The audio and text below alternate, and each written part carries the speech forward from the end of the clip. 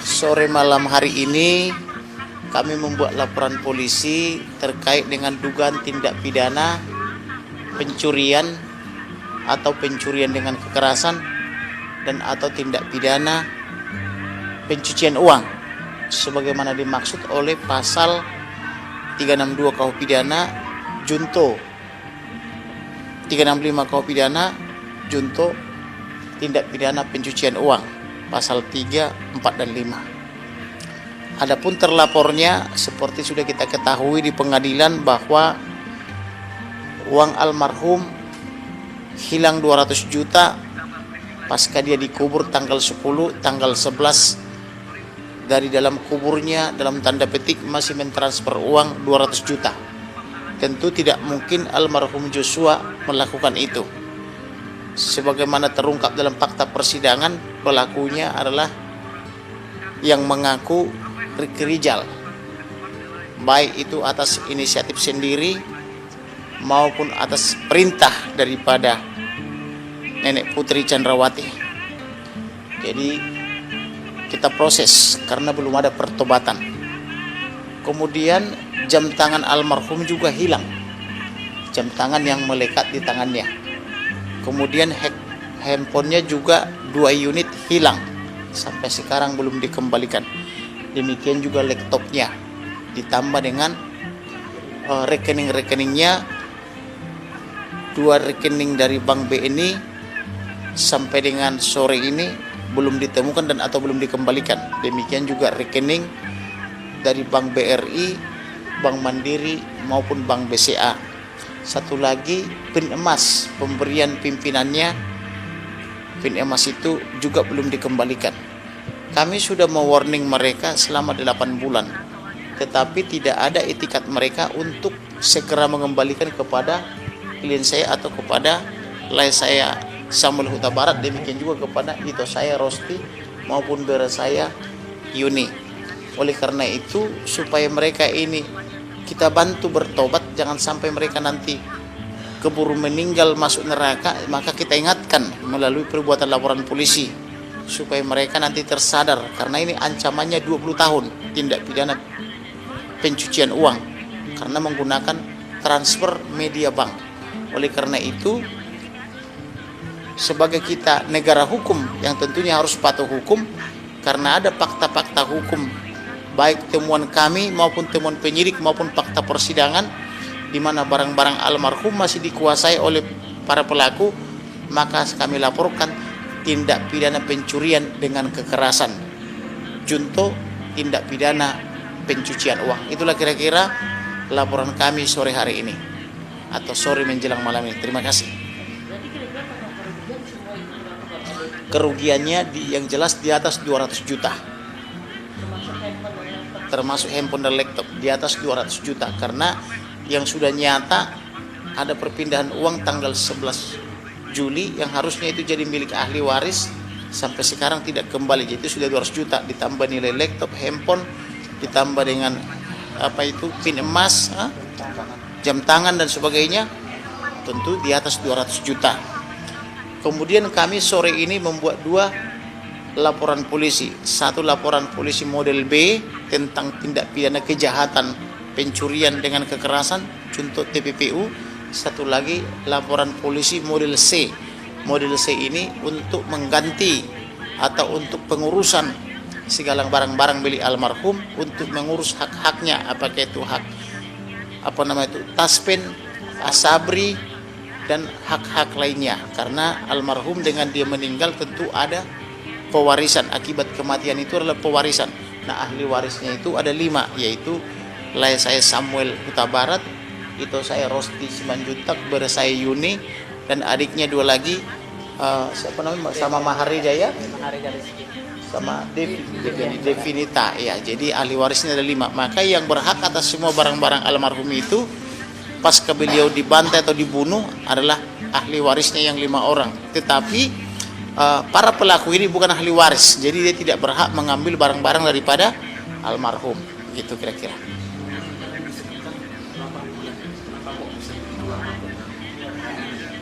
Waktu itu saya sudah bertemu dengan Kabar Reskrim Polri. menjelaskan bahwa ada yang hilang milik almarhum. Tadinya harapan kami laporan pasal 340, junto 338, junto 351 ayat 3, junto pasal 55 ayat 1 KUH pidana akan dikembangkan oleh penyidik. Karena saya sudah menghadap sendiri kepada Kabareskrim, bahkan di depan saya dipanggil 2 direktur berpangkat Brigjen Pol, yaitu Dirtipidum Polri dan Dirkrimsus atau Direktur Ekonomi dan Khusus, tentang penyampaian saya bahwa berdasarkan laporan intelijen saya waktu itu ada dugaan pencurian uang 200 juta pada tanggal 11 Juli. Nah, harapan saya waktu itu akan ada pengembangan penyidik, ternyata tidak dikembangkan. Yang fokus mereka itu hanya fokus kepada pembunuhan terencana junto pembunuhan biasa, dan yang dibuktikan di pengadilan hanyalah pembunuhan terencana dengan ancaman atau dengan vonis untuk Verdi Sambo.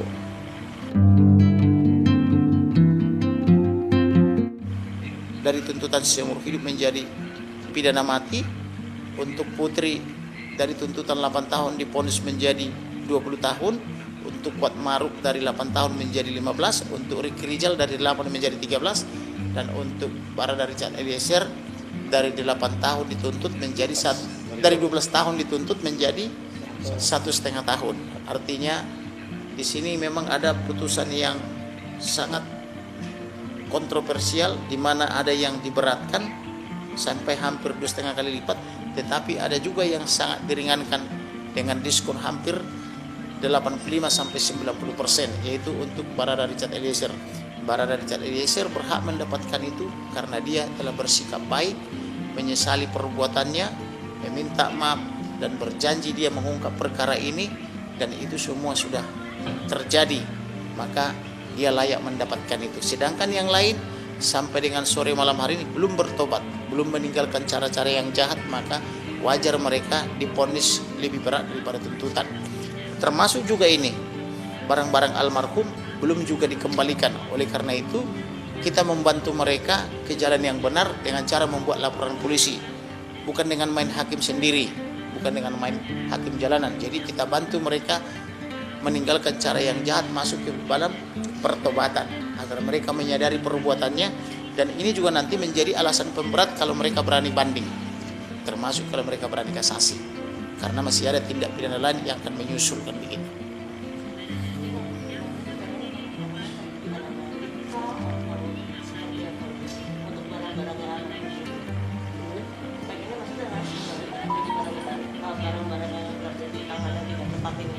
Ya seharusnya kalau itu barang milik almarhum Yosua kan anakku, itu kan anak aku, jadi kami ahli warisnya.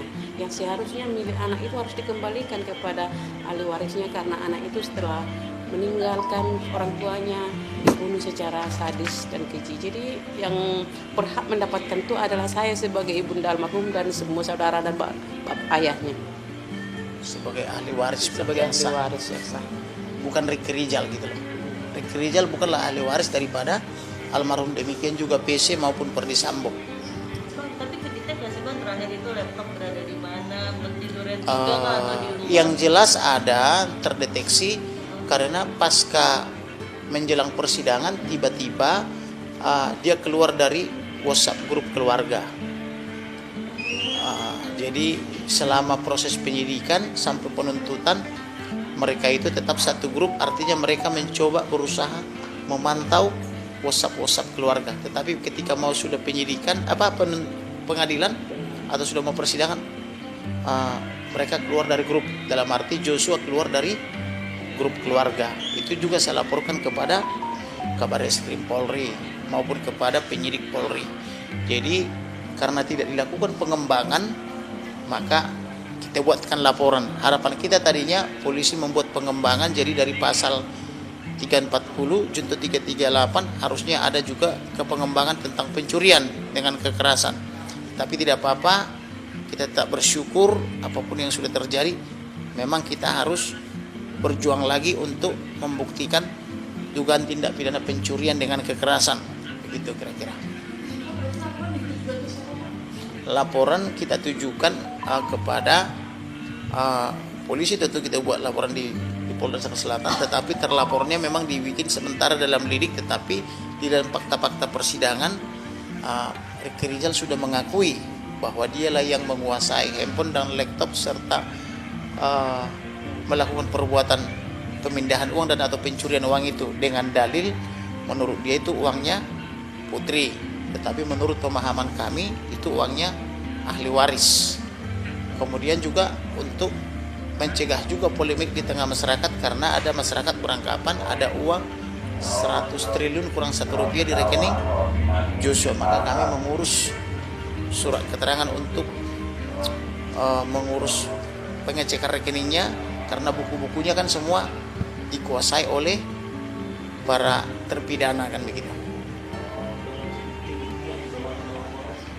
Bukti-bukti yang kami bawa, pertama surat kuasa, karena yang melapor saya tentu harus disertai dengan surat kuasa, dan surat kuasa itu sudah diberikan tahun yang lalu. Namun ini baru kita proses karena tadinya kita berharap uang itu menjadi barang bukti di dalam persidangan. Barang-barang itu juga menjadi barang bukti persidangan seperti jam tangan, handphone 2, laptop sama pin emasnya, sama apalagi tadi harusnya itu menjadi barang bukti. Ternyata tidak ada dalam barang bukti. Setelah saya menyimak tadi pertimbangan majelis hakim, termasuk juga mendengarkan apa itu barang bukti yang tetap melekat dalam berkas untuk obstruction of justice, tidak ada menyebutkan barang-barang laptop, handphone maupun pin emas maupun buku rekening bank termasuk ATM-nya.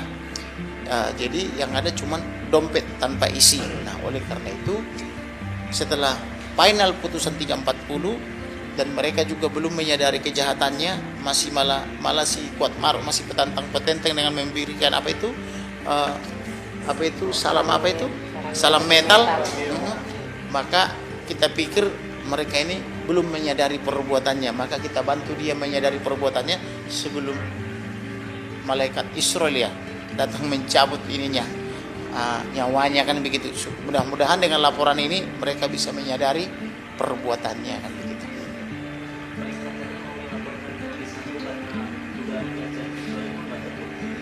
Tentu kami sudah mewarning mereka, termasuk Arman Hanis dan Febri, karena mereka begitu lantang mengatakan terjadi pemerkosaan dan atau pelecehan, tetapi mereka tidak membuat laporan polisi sampai dengan hari ini, kecuali yang ada di Duren 3 dilaporkan ke Polres Jakarta Selatan. Tetapi yang dari Polres Jakarta Selatan tidak bisa mereka buktikan, maka sudah dihentikan penyidikannya. Demikian juga percobaan pembunuhan pasal 338 junto 53 pidana sudah dihentikan.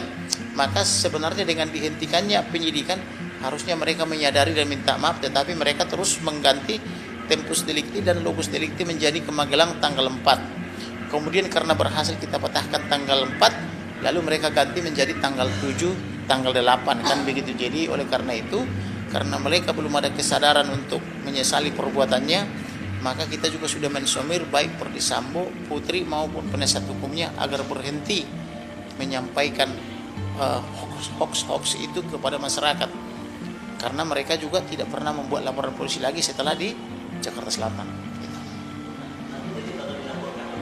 Betul, kalau mereka juga tidak mau menyadari, tidak mau meminta maaf, tentu kita proses lagi.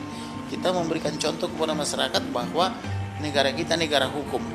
Jadi mereka juga harus menyadari itu, dan itu menjadi alat pemberat di majelis hakim tinggi, bahwa mereka ini kejahatannya sangat luar biasa dan sangat kompleks gitu loh. Artinya sempurna kejahatan itu, sempurna evil minds atau mens rea itu.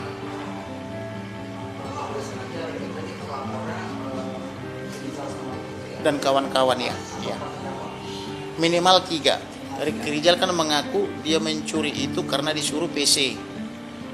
Nah, Ricky Rizal, Perdi Sambo juga mengaku itu uang dia. Nah, biarkan nanti Perdi Sambo membuktikan dalil dia.